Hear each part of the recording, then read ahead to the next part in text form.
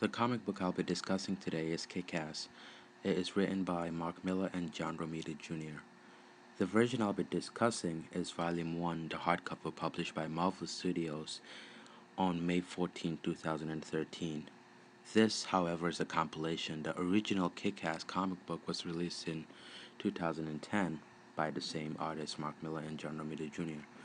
The comic book it was made in conjunction with the film Kick-Ass, which was late released, I believe, in 2014, something like that. I might be wrong. It is sort of a parody on heroism and just kind of a coming of age story. It's extremely dark. It has a horrific. It's horrific. The visuals are not. They're pretty gory. The protagonist for the comic book is Dave Lazowski. He goes by Kick-Ass. He is sort of an arrogant and sometimes narcissistic personality. His foes in the comic book aren't of much value, really. Just because he deals with kids most of the time, except for Genovese, who is Red Mist's father. Kick-Ass, however, is kind of nonchalant in the way that he talks. He throws racial slurs and kind of has degrading names of people. The side character, the second, we could say, protagonist, is Hit Girl Mindy. She is the daughter of McGrady, Big Daddy, who is a former cop who was framed for corruption. Hit Girl is also a pretty gory character taught by her dad. She goes around killing people, doesn't really care what she says, becomes really brutal in the middle and end of the story, and is an all-around badass. Her dad, McGrady, goes by Big Daddy, and is a former cop, like I said. He was jailed, unfortunately, for corruption charges, which were not his fault. He actually wasn't a part of it. He swears a lot. He's big, he's burly, he loves his kid, and also loves guns. He is a professional crime fighter, Miss Dad, who is a New York crime boss. In the second act of the story, him, Hit Girl, and Dave venture on a quest to bring down Genovese after Big Daddy and Mindy were beaten to a pulp by Genovese and his son, Red Mist, who was a friend of Kick-Ass in the earlier scenes, but eventually just lost him in the middle to the end of the comic book. The second act takes Red Mist and Kick-Ass into Big Daddy's headquarters, where he was trapped by Red Mist's father. The story is pretty dense. Like I said, it's 200 pages, 232 pages, so a lot goes on within that time. And I'd say it's really well told, especially it's linear. The characters are very motivated, and Kickers himself is kind of a kid that has really nothing special about him. He's not a geek, he's not a jock, he's just a regular kid that wants to get out and save the world, but also is a bit narcissistic, so that kind of gives him a little bit of a differentiating characteristic from all other comic book heroes. The length isn't really much of an issue, except, like I said, it draws a bit, just because they have to do a couple of kind of tidbits of just crime fighting in between trying to find the main villain. It does follow the pacing rules, the quarter, half, and a quarter, and it has a solid story act.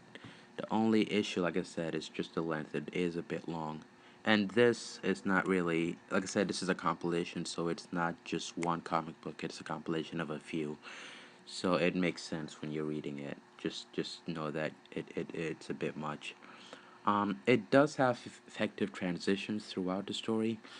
It's not very abrupt. The cuts aren't very jarring, really. It flows pretty well from Kick-Ass having his girlfriend living a normal life. Actually, a girlfriend he told in the beginning that he was gay and was molested. Like I said, this is a pretty dark story, but that turned out to not be true. Yeah, so the story starts off with him with his girlfriend eventually being friends with Red Mist, and then um not like him at all, and then fighting in the middle. I wouldn't say it follows the page as a mini comic book, just because it follows through, like one page leads to another. It isn't very conclusive in that way, but it still is very well told. Another addition worth mentioning is really how well the inking and coloring is. It's kind of dark. It's sketched in a way that fits like the dark comedy or like horror genre, and Mark Miller is responsible for that. Like he did The Dark Knight Returns and everything,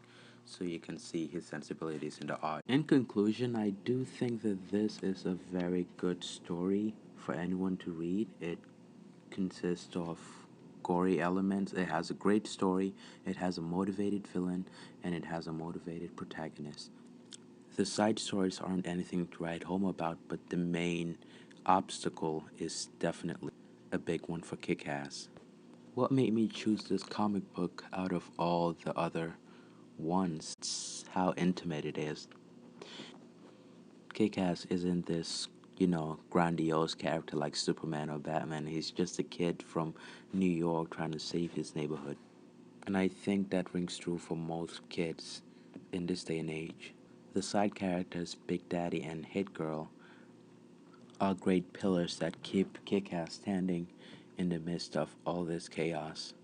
Of course, it's an R-rated comic book, but my only issue is it is really dark for kids that will pick this comic book up thinking it's going to be just another run-of-the-mill hero trying to save his world. It has a great beginning which sets up the protagonist as just this lowly kid. The middle is effective. It consists of great obstacles and conflict, which gives us a deeper connection with the protagonist and all the side characters, and even the antagonist. So, as a complete story, I think this comic book does it all. It checks all the boxes. And if the whole 232 pages seems long, which it is, I'd definitely recommend reading the first issue and seeing how you like it. Even if you don't do that, at least watch the film because it is a very good film. It kind of doesn't veer too far away from the source material, which is what I like seeing in my comic book films, just like Scott Pilgrim versus the World. That's also another very good comic that I would have chosen, but I just figured I needed something a little bit more riveting and just a bit more gory since Scott Pilgrim is kind of diluted, I think. It's not really, there isn't a major conflict in the story. Anyway, this isn't about Scott Pilgrim, it's about this comic book, Kick-Ass. I highly recommend it and I hope you read it and show it to all your friends. Thank you.